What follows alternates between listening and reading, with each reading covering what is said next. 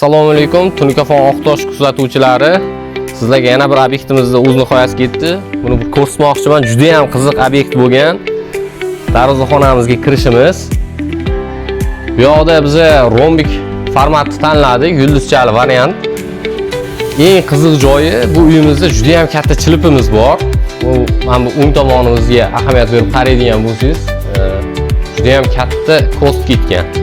Lekin eng asosiy qilgan ishimiz bu yoqda hozir kirgan odamga uje bu tomondagi chilp unchalik sezilmaydi.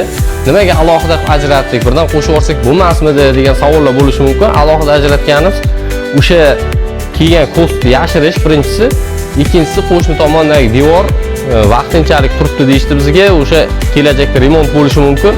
O'shani hisobiga alohida ajratganmiz. Xo'p do'stlar, hozir men birinchi tunikafonni emas, devorni ko'rsatishga sizlarga qaror qildim. Bu yoqda travertin qilingan g'ishchalik formatda. Travertin уровеньda juda ham chiroyli chiqqan. Endi diqqatinglarni qaratsasizlar yuqori tomonga, bu yoqda travertin boshlanyapti, g'ishchalar katta bo'lyapti-da, orada yo'qolib, yana format ketyapti, o'sha davom etib.